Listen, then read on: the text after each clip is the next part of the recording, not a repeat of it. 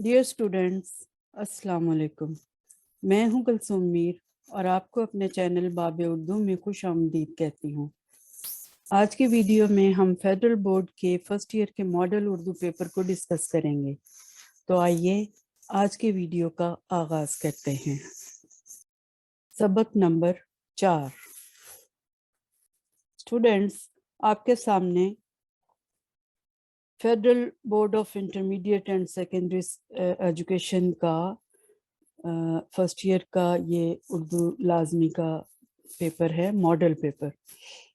تو یہ سب سے پہلا جو میں نے آپ کو دکھایا ہے پیپر، یہ آبجیکٹیو کوسچن ہے، سوال نمبر 1، اور یہ 20 نمبر کا ہوتا ہے، اور یہ ڈیجیٹل پیپر لازمی سوال ہے، اس کو آپ نے ضرور کرنا ہوتا ہے، اور یہ ہر سوال کے سامنے دیے گئے درست دائرے کو پر کرنا ہوتا ہے۔ یہ پیپر جو ہے یہ کمپیوٹر کے ذریعے اس کی چیکنگ ہوتی ہے، اس لیے اس کا تھوڑا سا مختلف ہے طریقہ۔ یہ جو جوابات سامنے آپشنز دی گئی ہیں، ایم سی کیوز کا یہ سوال ہے، 4 جوابات ہر جملے کے سامنے لکھے گئے ہیں۔ اس میں سے جو آپ کو لگے کہ یہ جواب درست ہے، وہ آپ نے اس کے دائرہ جو ہے اس کو اپنی پینسل سے اندر سے پر کر دینا ہے، ڈارک کر دینا ہے اس کو۔ فار ایگزامپل، یہ پہلا جو جملہ ہے، اس نے چٹھی وصول کر لی، یہ ایک جملہ ہے، اور اس جملے میں لی جو لفظ ہے وہ قواعد کی روح سے کیا ہے؟ تو آپ نے جو آپشنز ہیں ان کو پڑھنا ہے۔ متعلق فعل ہے، یا امدادی فعل ہے، یا فعل ناقص ہے، یا اصل فعل ہے۔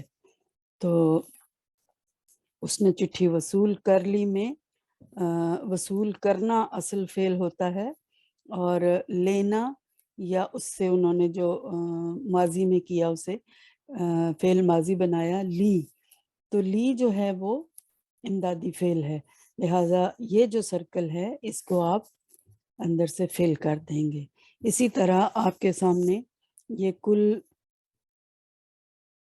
20 اسٹیٹمنٹس ہوں گی، جن کو آپ نے یہاں پر جو دیے گئے جوابات ہیں یا آپشنز ہیں، ان میں سے جو صحیح ہوگی اس کو اس والے کے اندر، کسی میں یہ ہوگا، کسی میں یہ ہوگا، کسی میں یہ ہوگا جواب، تو جس میں جو والا جواب درست آپ کو لگتا ہے، اچھی طرح سوچنے کے بعد آپ نے اس دائرے کو اندر سے فل کر دینا ہے، بلیک کر دینا ہے، جو آپ کی پینسل یا پین ہے، ٹھیک ہے۔ اس سوال کو آپ نے کل 25 منٹ کا ٹائم ہے، جو بچہ جلدی اس کو مکمل کر لے وہ اس کو اپنے ممتحن کو واپس دے کر جمع کرا کے دوسرا پیپر لے سکتا ہے۔ اس کے بعد آپ کو یہ دوسرا پیپر دیا جاتا ہے، کوسچن پیپر۔ اس پورے کوسچن پیپر کے 80 نمبر ہیں، 20 نمبر تو اس کے ہو گئے جو آپ کو سوال نمبر 1 ڈیجیٹل پیپر ملا تھا۔ اس کے بعد یہ پیپر آتا ہے، اس میں پھر دوبارہ یہ سوال نمبر 2 جو ہے یہ بھی آبجیکٹیو ٹائپ کا ہی ہے، جس میں اس سوال نمبر 2 کے پورشنز ہیں، اور ان پورشنز کو آپ نے حل کرنا ہے، جن میں سے کچھ چوائسز بھی آپ کے لیے ہیں، کچھ سوال آپ چھوڑ بھی سکتے ہیں اس میں سے۔ کل نمبر جو ہیں وہ 80 ہیں، لیکن حصے اس کے 2 ہیں، حصہ دوم اور حصہ سیوم، اور اس کا جو ٹائم ہے وہ 3 گھنٹوں میں سے 25 نکل گئے، اور اب باقی 2 گھنٹے اور 35 منٹ آپ کے بچ گئے۔ تو وہ 25 منٹ تو لازمی آپ کے ہوں گے ضائع، مطلب ہے کہ استعمال میں آ جائیں گے پیپر لینے اور دینے میں اور حل کرنے میں، لیکن یہ جو رہ گئے باقی 2 گھنٹے 35 منٹ، اگر آپ ان کو ٹوٹل ہم 3 گھنٹوں کو اگر ڈیوائیڈ کریں کہ ہمارے جو ہیں منٹ کتنے بنتے ہیں، तो آپ کو پتہ ہے کہ 3 گھنٹے جو ہیں وہ 60 اور 60 120 اور 180 180 منٹ بنتے ہیں، جس میں سے 25 آپ کے نکل گئے، پیچھے رہ گئے آپ کے 60 اور 60 120 اور 30 35 150 اور 55۔ تو اب آپ کے سوال جو پیچھے رہ گئے ہیں وہ 6 رہ گئے ہیں، کل 7 سوالات ہیں اس میں۔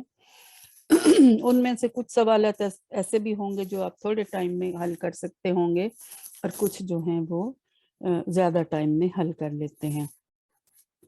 تو میں عام طور پر یہ ایڈوائز کرتی ہوں کہ ایک ایک سوال کے لیے آپ 20 منٹ حل کرنے کے لیے مختص کر دیں۔ اس میں سے کچھ کمی بیشی بھی ہو سکتی ہے، اپنے ذہن میں رکھیں کہ میں نے 20 منٹ میں اس سوال کو حل کرنا ہے، ٹھیک ہے؟ یہ ایک رف سا ایسٹیمیٹ ہے۔ اس کے بعد آپ کے پاس اس طرح سے یہ 25 نمبر تو پہلے چلے گئے، اور 5 منٹ میرا خیال ہے پیپر دینے اور لینے میں اور چلے جائیں گے۔ اس کے بعد باقی کو آپ اگر 6 سوالوں کو 20 منٹ کے حساب سے دیکھیں تو آپ کے 120 منٹ تو آرام سے یہ چلے گئے، ٹھیک ہے؟ اور جو باقی بچتا ہے ٹائم، اس میں کسی میں تھوڑا سا زیادہ اور کسی میں تھوڑا سا کم اگر لگتا ہے تو وہ مینیج آپ کریں گے، لیکن اپنے ذہن میں 20 کا ٹائم رکھیں کہ 20 منٹ میں میں نے اس کو ختم کرنا ہے۔ تو اب یہ دیکھتے ہیں کہ سوال نمبر 2 کا جو الف حصہ ہے وہ کیا ہے۔ آپ کو ایک حصہ نثر میں سے عبارت دی گئی ہے، اس کو پڑھ کے آخر میں دیے گئے سوالات میں سے 6 کے مختصر جوابات لکھنے ہیں۔ اب یہ 24 نمبر کا ہے سوال، 4 نمبر کا ایک سوال، اور اگر آپ 6 کریں گے تو یہ 24 نمبر آپ کو ملیں گے۔ سب سے زیادہ نمبروں کا یہی سوال ہے۔ اس پورے حصے کے 48 مارکس ہیں، حصہ دوم کے۔ تو اگر آپ یہ زیادہ اچھے طریقے سے حل کر لیں تو پیپر میں میکسیمم مارک آپ کے بن سکتے ہیں۔ 20 نمبر آبجیکٹیو کے، اس میں سے کوشش کیجئے گا کہ جو ڈیجیٹل پیپر کا پہلا سوال تھا اس میں سے کوئی بھی نمبر نہیں کٹنا چاہیے، اتنی اچھی آپ کی تیاری ہونی چاہیے۔ اور اس کے بعد یہ جو ہیں 48 مارکس، اس میں سے میکسیمم آپ لے سکتے ہیں اگر آپ اچھے طریقے سے تیار ہو کر جائیں پیپر دینے کے لیے۔ تو یہ جو عبارت ہوگی یہ آپ کی کتاب میں سے لی گئی ہوگی، اور کبھی ہو سکتا ہے ان سین بھی ہو، مگر آپ نے اس کو اچھے طریقے سے پڑھنے کے بعد اس کے جو آگے دیے گئے سوالات ہیں یہ تعداد میں 7 ہیں، تو آپ کو ایک سوال کی آپشن ملی ہے کیونکہ آپ نے 6 سوالوں کے جوابات دینے ہیں، اور ٹوٹل 24 نمبر اس کے آپ کو مل جائیں گے۔ تو یہ بہت ہی آسان ہے، ایک چھوٹا سا پیراگراف ہے اور اس کے اندر 6 سوالوں کے جوابات آپ نے ڈھونڈنے ہیں، اور وہ مشکل سے ایک ایک 2 جملوں کا جواب ہوگا، ایک ایک سطر کا جواب ہوگا۔ یہ کچھ زیادہ مشکل نہیں ہے کیونکہ سامنے عبارت ہے، اس میں سے دیکھ کر آپ اچھے طریقے سے جواب دے سکتے ہیں، ٹھیک ہے نا؟ تو دوسرا حصہ اس کا جو ہے وہ ہے بے پارٹ، اور یہ حصہ نظم کا ہے۔ میں نے آپ کو شروع میں بتایا تھا کہ سلیبس جو ہے اس کو 4 حصوں میں تقسیم کیا گیا ہے، بالکل اسی طریقے سے آپ کے پیپر کو بھی 4 حصوں میں تقسیم کیا جاتا ہے۔ ان 4 حصوں میں سے سوالات بنائے جاتے ہیں، یعنی حصہ نثر اور حصہ نظم، پھر حصہ غزل، اور پھر قواعد جو گرامر بھی کہلاتے ہیں۔ تو ابھی ہم نے گرامر کو تو شروع نہیں کیا، ہم وہ بھی کریں گے۔ دوسرا سوال جو بے حصہ ہے اس کو حصہ نظم میں سے اٹھایا گیا ہے۔ پہلا حصہ جو سوال نمبر 1 تھا وہ ٹوٹل گرامر میں سے تھا، یہ جو ہے یہ ڈیوائیڈ کیا گیا ہے۔ حصہ نظم میں سے یہ 2 قطعات آپ کو دیے گئے ہیں، یعنی کہ یہ بند کہہ لیں یا نظموں میں سے بند اٹھائے گئے ہیں یا قطعات اٹھائے گئے ہیں۔ یہ نظمیہ اشعار ہیں، ان کو پڑھ کر آخر میں دیے گئے سوالات میں سے 3 کے جوابات آپ نے لکھنے ہیں۔ اب ایک یہ بند دیا گیا ہے اور ایک یہ بند دیا گیا ہے۔ اب اس میں سوالات جو ہیں وہ 4 ہیں، جس میں سے آپ نے 3 کو حل کرنا ہے، اس کا مطلب ہے یہاں بھی آپ کو ایک سوال کی چوائس دی گئی ہے۔ یہ پیراگراف میں تھا کہ پیراگراف کا مرکزی خیال لکھیں۔ اگر کسی بچے کو یہ آسان لگتا ہے تو وہ یہ اس کو کر سکتا ہے، اور اگر کسی کو یہ مشکل لگتا ہے، مرکزی خیال بہت ہی مختصر لکھنا ہوتا ہے کہ اس پورے سبق کے اندر یا اس پورے پیراگراف کے اندر جو آپ کو دیا گیا ہے اس میں میسج کیا ہے، اس میں تھیم کیا ہے، ٹھیک ہے، وہ بیسیکلی مرکزی خیال ہوتا ہے جو کہ آپ نے اخذ کرنا ہوتا ہے، ان لائنوں میں موجود نہیں ہوتا، مگر آپ نے اس کے مفہوم کو سمجھ کر اس میں سے اخذ کرنا ہوتا ہے۔ پوری نظم کا جو مرکزی خیال ہے وہ آپ نے لکھنا ہوگا۔ نظموں میں عام طور پر ایک ہی مضمون جو ہے وہ پوری نظم کے اندر ٹاپک جو ہے ایک ہی چل رہا ہوتا ہے۔ اس نظم پارے کا، اس ٹکڑے کا جو مرکزی خیال بن رہا ہے آپ کے خیال سے، وہ آپ یہاں لکھیں گے، یا پھر باقی سوالات کہ انہوں نے چھوٹے چھوٹے اس میں سے ٹکڑے چن کے سوالات جس طرح تیار کیے ہیں وہ آپ دیکھیں اور ان کے جوابات آپ ڈھونڈیں۔ شاعر نے نیکی کے کن کاموں کو کرنے کا حکم دیا ہے، تو آپ اس میں سے چوز کریں گے کہ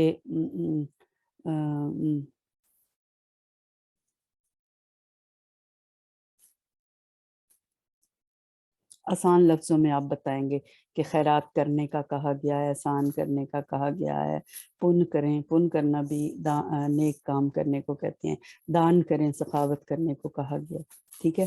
تو یہ چیزیں جو، اور اپنی زندگی کو مختصر سمجھیں، آگے جانے کی تیاری کریں، مرنے کو مہمان کرو، موت آنے والی ہے اس کا استقبال کریں، تو یہ سارا جو ہے نا انہوں نے مشورہ دیا۔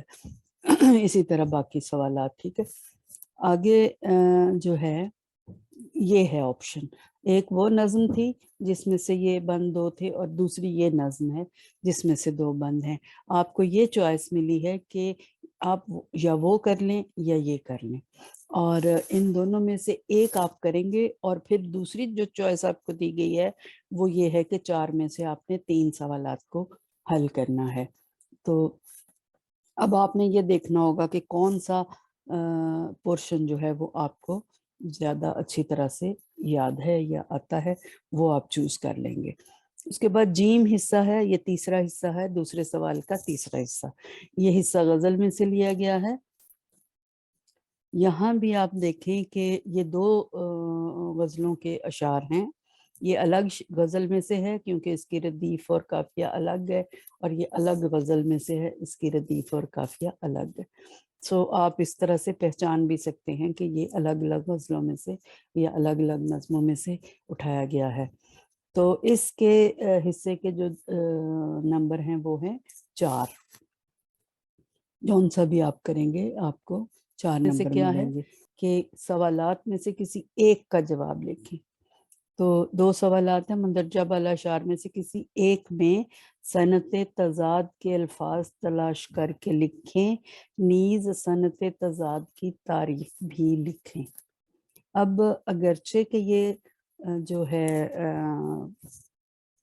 اشعار ہیں، غزلوں میں سے لیے گئے ہیں، غزلیات میں سے، مگر سوال جو ہے وہ گرامر کا ہے یا قواعد کا ہے۔ یہ صنعتیں جو ہیں یہ استعمال ہوتی ہیں پوئٹری میں یا شاعری میں، تضاد کے بارے میں آپ کو پڑھایا جائے گا، اور صنعت تضاد کے کون سے الفاظ استعمال ہوئے ہیں ان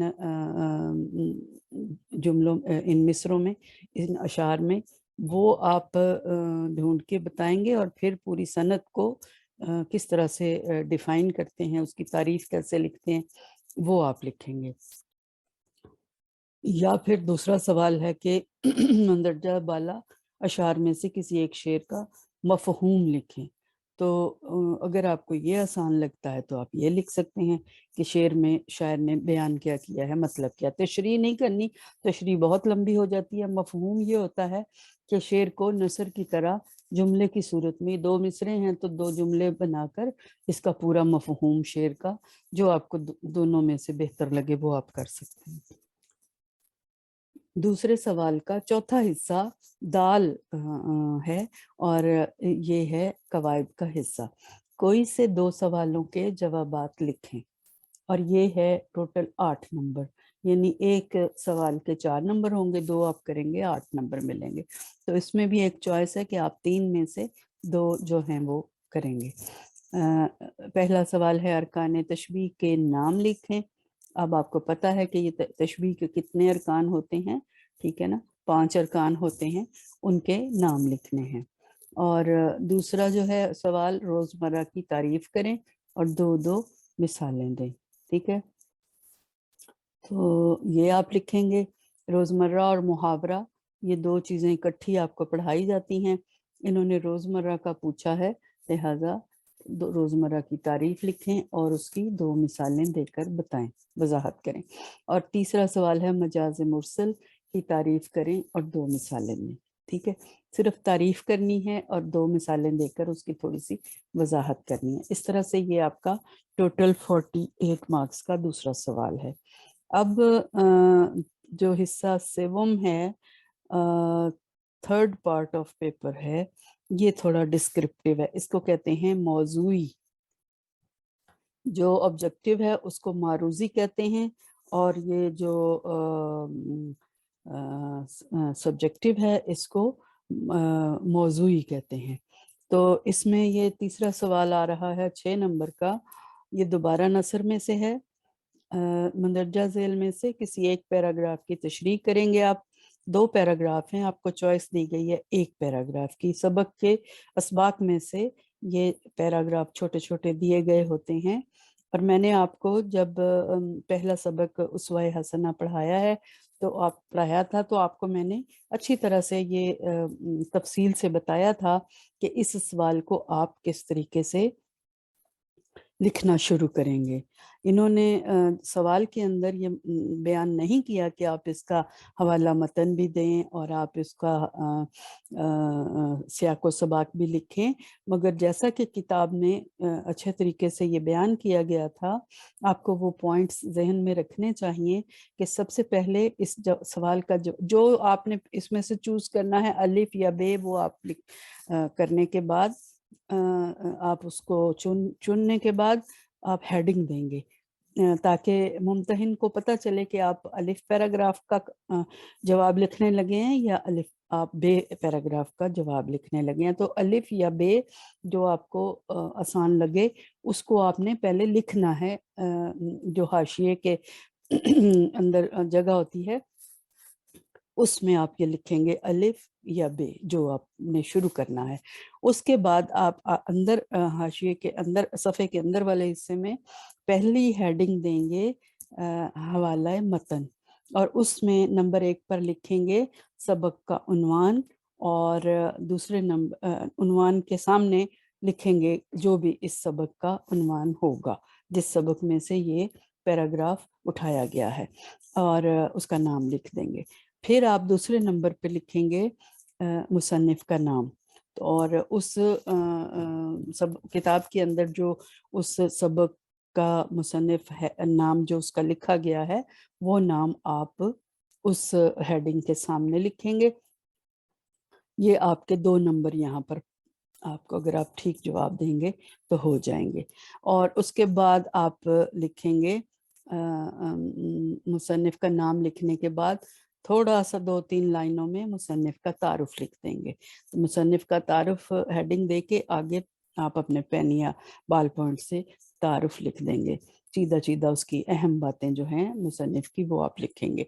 उसके बाद फिर आप लिखेंगे सियाक व सबाक, और सियाक मैंने आपको बताया था पैराग्राफ से पहले सबक के अंदर जो इबारत होती है उसको सियाक कहते हैं, और सबक के बाद जो इबारत होती है वो सबाक होती है। सो आप सियाक व सबाक को मिलाकर इकट्ठा भी लिख सकते हैं, और इंतहाई मुख्तसर करके मुख्तसरन आपने, उन्होंने किताब में आपको बताया था कि 8 से 12 सतरें, लेकिन आप के लिए ज़्यादा बेहतर होगा आप 8 तक ही रखें। 8 से कम कर लें बेशक, वो भी कोई मसला नहीं है।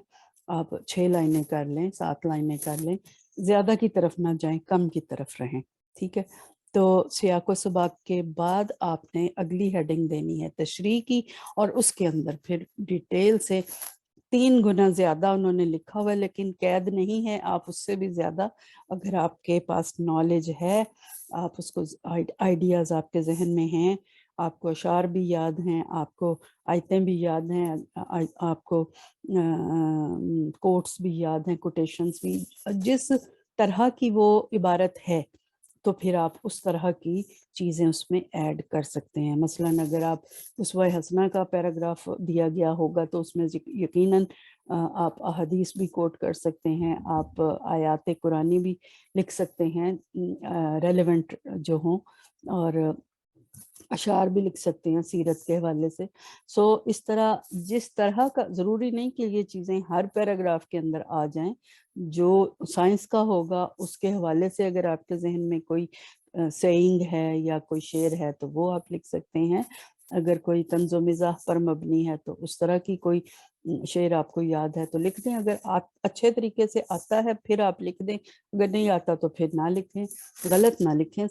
اگر آپ اس بات کے لیے کانفیڈنٹ ہیں کہ جو مجھے یاد ہے اور میں جو لکھنے جا رہا ہوں یا جا رہی ہوں وہ ٹھیک ہے، پھر آپ لکھیں، اور اس طریقے سے آپ کا یہ سوال جو ہے یہ پورا ہوگا۔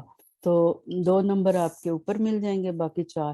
یہ نہیں سوچنا کہ نمبر 6 ہیں اس لیے ہم بالکل چھوٹا لکھیں، ایسی بات نہیں، آپ نے اپنی میکسیمم جو ہے وہ کوشش کرنی ہے اس کو اچھا بنانے کے لیے۔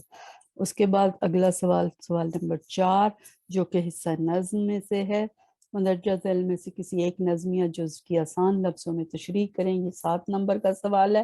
اس کی ہیڈنگز بھی اسی طریقے سے آپ دیں گے جیسے آپ نے نثر کے سوال کی دی ہیں۔ 2 بند آپ کو دیے گئے ہیں، ان میں سے کسی ایک بند کو آپ نے سلیکٹ کر لینا ہے جو آپ کو زیادہ اچھے طریقے سے آتا ہوگا۔ آپ نے جس بند کو بھی چوز کرنا ہے اس کی ہیڈنگ الف یا بے آپ حاشیے میں لکھیں گے، اس کے بعد آپ پہلی ہیڈنگ دیں گے نظم کا عنوان۔ نظم کا نام یا سبق کا نام کبھی نہ لکھیں، ہمیشہ سبق کا عنوان یا نظم کا عنوان لکھیں۔ بہت سے بچے اس طرح کی غلطی کرتے ہیں اور وہ سبق کا نام یا نظم کا نام لکھتے ہیں، تو یہ ٹھیک نہیں ہوتا، لکھنا چاہیے سبق کا عنوان یا نظم کا عنوان۔ تو پہلی ہیڈنگ آپ کی ہوگی نظم کا عنوان، دوسری ہیڈنگ آپ دیں گے نمبر 2 پہ شاعر کا نام، مصنف اور شاعر کا نام ہوتا ہے، تو وہ آپ اس کے بعد آپ آگے ان کا نام لکھیں گے، پھر آپ بتائیں گے شاعر کا تعارف، تو وہ 2-3 لائنوں میں آپ لکھ کے اس کے بعد پھر آپ تشریح کی ہیڈنگ دیں گے اور ان اشعار کی اچھے طریقے سے مفصل آپ تشریح بیان کریں گے۔ پھر اس طرح سے یہاں بھی آپ درمیان میں حوالے کے اشعار جو ہیں وہ اس میں شامل کر سکتے ہیں تشریح کے اندر، اور کوشش کریں وہی کہ اپنے ذہن میں 20 منٹ کا ٹائم رکھیں۔ ہاں البتہ اگر آپ کو محسوس ہو کہ تھوڑا زیادہ لگ رہا ہے، کمی بیشی ہو سکتی ہے، مگر جب آپ آغاز کریں سوال کا تو 20 منٹ کا ہی ذہن میں خیال رکھیں۔ اس کے بعد 5واں سوال ہے مندرجہ ذیل میں سے کسی ایک غزل یا جز کی تشریح کریں، یہ 9 نمبر کا سوال ہے، اور ہر بند میں 3 ہر جز میں 3 اشعار دیے گئے ہیں۔ دیکھیں یہ 2 مصرے کا ایک شعر ہے، 3 اشعار ادھر ہیں، اسی طرح 3 اشعار ادھر ہیں، اس حساب سے آپ کو 9 نمبر دیے گئے ہیں۔ تو پہلا تو ایک نمبر آپ کو وہ شاعر کا نام، اس میں غزل میں کیا ہوتا ہے کہ غزل کا کوئی عنوان نہیں ہوتا، صرف شاعر کا نام ہوتا ہے، تو آپ ہیڈنگ دیں گے شاعر کا نام۔ ظاہر ہے یہ ایک ہی غزل میں سے اٹھائے گئے ہیں اشعار کیونکہ ردیف قافیہ سیم ہے، اور یہ دوسری غزل سے اٹھائے گئے ہیں ردیف قافیہ سیم ہے، سو اس وجہ سے آپ نے ایک ہی شاعر ہوگا ان پوری ایک غزل کا، اس کا بھی ایک شاعر، تو صرف جو بند بھی آپ اٹھائیں گے اس کو آپ نے کیا کرنا ہے، نمبر 1 بس ہیڈنگ ایک ہی ہوگی شاعر کا نام، وہ آپ نے لکھا، اس کے بعد شاعر کا 2-3 لائنوں میں یا 4 لائنوں میں تعارف لکھیں گے، شاعر کا تعارف، اور اس کے تعارف میں آپ اس کی شاعری کے حوالے سے پیدائش اور وفات کا سن اور اس کی شاعری کی خصوصیات میں سے چند باتیں لکھیں گے، اور اس کے بعد آپ تشریح کرنے لگ جائیں گے، تشریح کی ہیڈنگ دیں اور جو اشعار ہیں ان کا مفہوم لکھنے کے بعد آگے پھر تشریح بیان کریں. مشکل الفاظ کے معنی لکھنے کی ضرورت نہیں ہوتی، وہ بس آپ تشریح میں جب بیان کریں گے پیپر میں الگ سے مشکل الفاظ کے معنی لکھنے کی ضرورت نہیں ہوتی. اس طرح یہ 9 نمبر کا سوال ہوگا. اس کے بعد نمبر 6 پہ ہے دوست کو خط لکھ کر اس کی والدہ کی بیمار پرسی کریں، اور اس کے 5 نمبر ہیں. یہ سوال آپ کو جلدی حل کر لینا چاہیے کیونکہ یہ بہت طویل نہیں ہے. تشریحات کے سوالات جو ہیں نا وہ طویل ہو سکتے ہیں، اس لیے ان پر ٹائم آپ کا زیادہ لگ سکتا ہے. یہ جو جواب ہوگا خط والا، اگر آپ نے اچھے طریقے سے تیار کیا ہوگا تو یہ آپ 10 منٹ میں میکسیمم ختم کر دیں گے. اور خط کے جب میں آپ کو پڑھاؤں گی سارے گرامر کے پورشن اور قواعد سارے، تو اس میں خط بھی آئے گا، تو میں آپ کو اس کی تمام جو ہیڈنگز ہیں اور تمام جو اس کے سٹیپس ہیں وہ سکھا دوں گی کہ کس طرح سے خط کو اٹیمپٹ کیا جاتا ہے. ابھی آپ فی الحال یہ ذہن میں رکھیں کہ یہ سوال آپ کو اتنا اچھا آنا چاہیے کہ اس کے 5 نمبر بھی آپ کو پورے مل جائیں اور ٹائم بھی آپ کا میکسیمم جو ہے وہ 10 منٹ خرچ ہو. اس سے زیادہ ٹائم اس پہ نہیں لگنا چاہیے. اس کے بعد 7واں سوال ہے جس کا کام اسی کو ساجھے پر کہانی لکھیں یا ٹریفک کے بڑھتے مسائل کے حوالے سے ٹریفک انچارج کو رپورٹ لکھیں. یہ چوائس ہے یا تو کہانی یا پھر رپورٹ، دونوں میں سے آپ نے ایک کرنا ہے. لیکن سلیبس میں دونوں چیزیں شامل ہیں، اس لیے پڑھنی تو دونوں ہی پڑیں گی، مگر لکھتے ہوئے اور تیار بھی آپ کو دونوں ہی کرنی پڑیں گی. لہٰذا پیپر میں آپ کو جو آسان لگے آپ اس کو اٹیمپٹ کر سکتے ہیں. یہ بھی 5 منٹ کا ہے، تو اگر آپ کو یہ ٹاپک تیار اچھے طریقے سے آپ نے کیے ہوئے ہوں گے امتحان سے پہلے، تو یہ بھی آپ 5 سے 10 منٹ کے اندر لکھ کے ختم کریں گے اس کو. ٹھیک ہے. کہانی جب آپ کو بہت آسان چیز ہے لکھنا، اور یہ آپ اگر لکھتے ہیں تو یہ اس میں گپ شپ لگانے کا بھی کافی مارجن ہوتا ہے.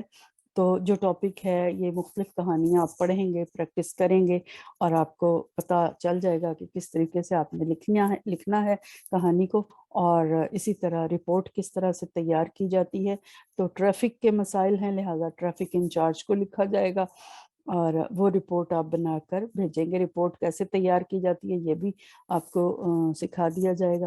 تو اس طریقے سے آپ نے یہ پورا پیپر جو ہے اس کو اٹیمپٹ کرنا ہے. ڈیئر اسٹوڈینٹس، آج آپ نے فرسٹ ایئر کے ماڈل اردو پیپر کو فیڈرل بورڈ کے امتحان کے مطابق حل کرنا سیکھا اور سمجھا. اگر آپ میرے چینل پر نئے ہیں تو چینل کو سبسکرائب کر کے بیل آئیکن کو پریس کر دیں اور میری ویڈیو کو لائک اور شیئر کرنا نہ بھولیں. اگلی ویڈیو تک اپنا بہت خیال رکھیں. اللہ حافظ.